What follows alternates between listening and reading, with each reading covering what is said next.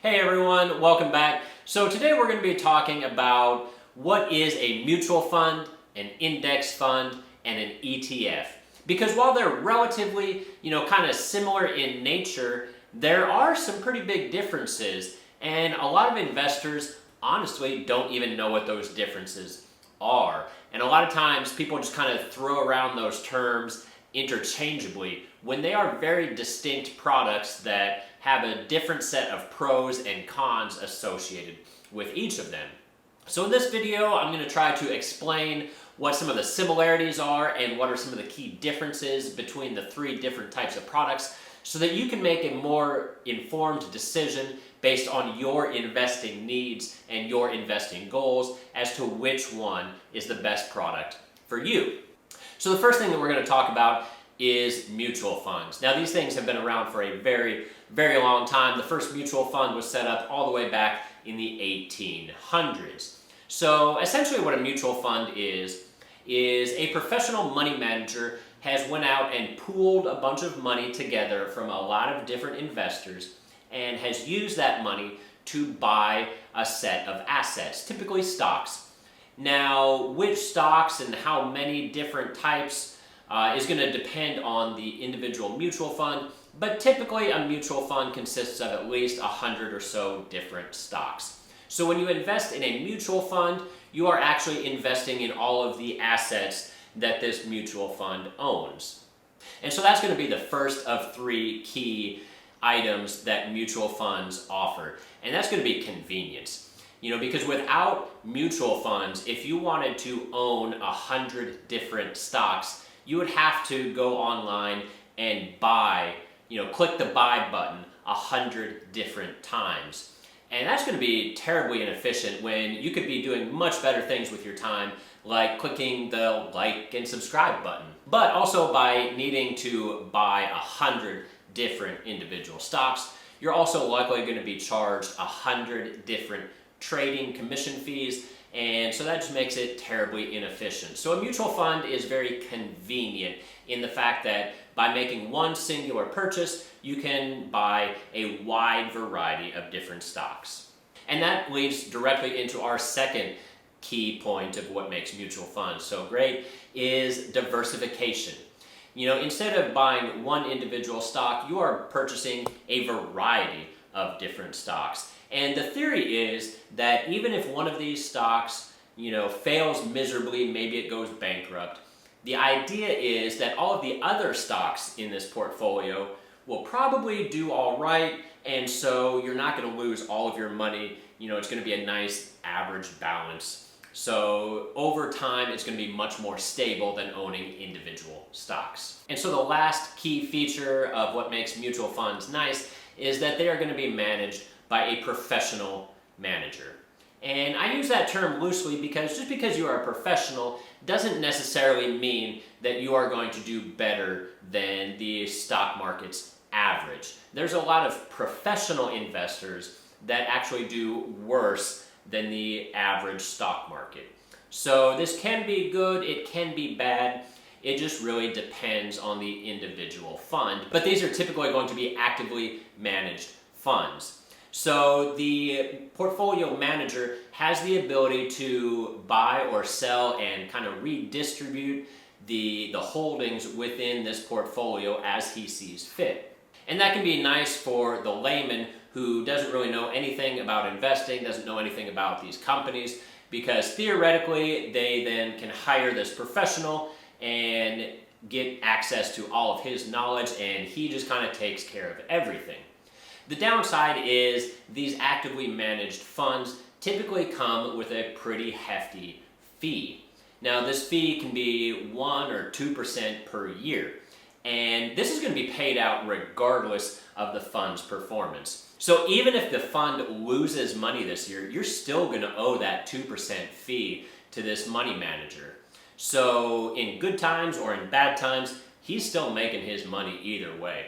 And so that's kind of a risky situation, and these fees can add up to a significant amount of money over the long run.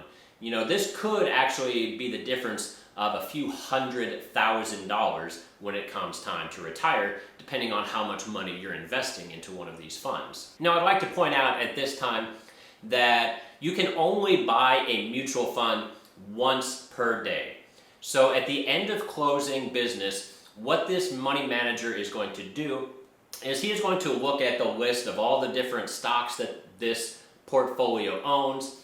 They're going to add up all of the value of all of these stocks, and then they're going to divide that total value by the number of shares that they have issued to investors. And that is going to be the net asset value, or the NAV. And this NAV is going to be the price at which you are able to then purchase shares of this mutual fund once per day. So the next topic, index funds. These were created in the 1970s by a gentleman by the name of Jack Bogle. He was one of the founding people that set up the Vanguard Investment Group, which is a very prominent, low-fee investment company. And basically, he got tired of these mutual funds, these actively managed funds, ripping people off, charging ridiculously high annual fees, this 1% and 2% fee, regardless if the fund made money or not. And so what he did is he set up a system that's very, very similar, but instead of being actively managed, it is passively managed. So the way this works then is this index fund is going to track a particular index. And some of the common indexes that are tracked might be the S&P 500, the Standards and Poor 500, which is essentially just the largest 500 companies that are traded in America. So instead of actively trying to pick and choose, which individual stocks are going to be the best, it simply goes out and in this case is going to buy these particular 500 companies, whatever they are. So by eliminating this money manager and his fees for actively picking and choosing the stocks in the portfolio, they were able to dramatically reduce the fees that were involved. Instead of paying 2% fees, VFINX, which is one of Vanguard's index funds that tracks the S&P 500, it charges only a 0.14% annual fee. So that's pretty good. That's 15 times less than an actively managed fund. But at the end of the day, an index fund is still a type of mutual fund. So the same rules apply. You can only buy and sell these things once per day for the NAV, the net asset value of the fund. So one of the nice things about index funds, though, is that you're not trying to calculate, exactly how many shares of this particular fund you can afford based on how much money you have.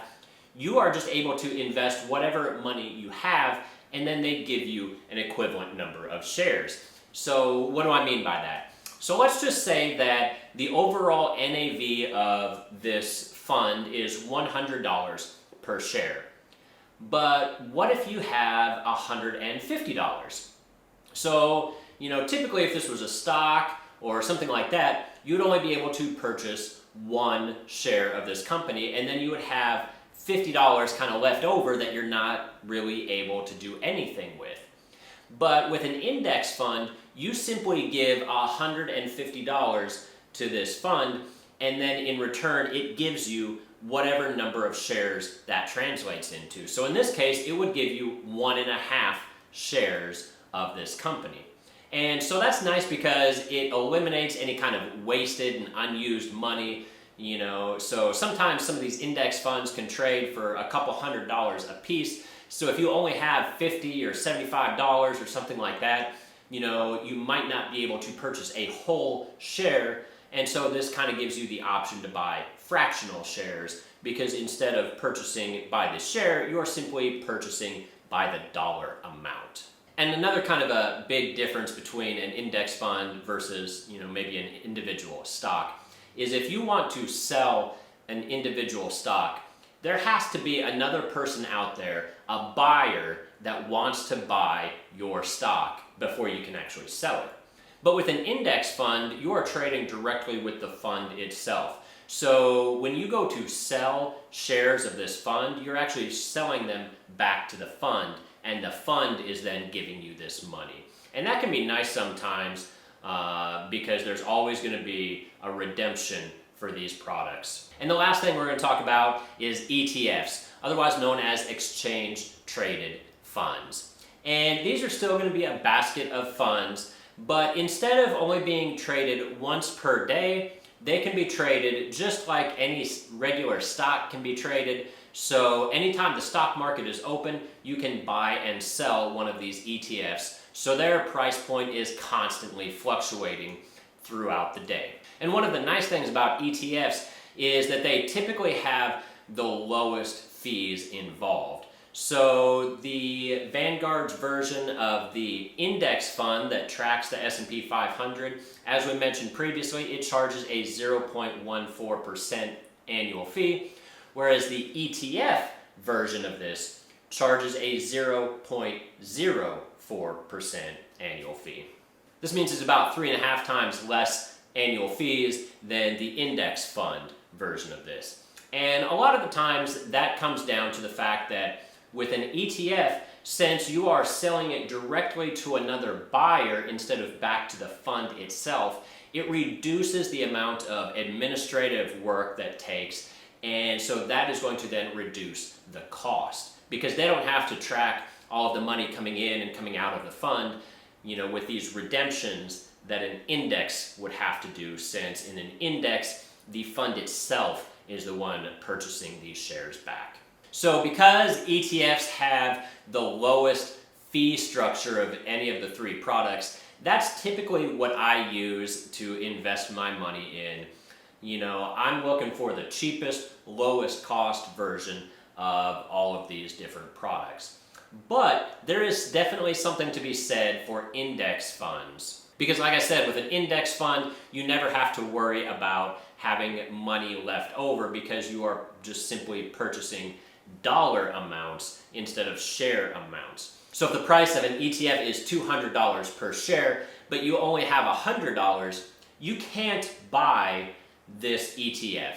It doesn't typically allow you to buy fractional shares of an ETF, whereas with an index fund, you would simply buy $100 of this product, which would be half a share at $200 per share. And the other nice thing about index funds is that they allow for automatic investing.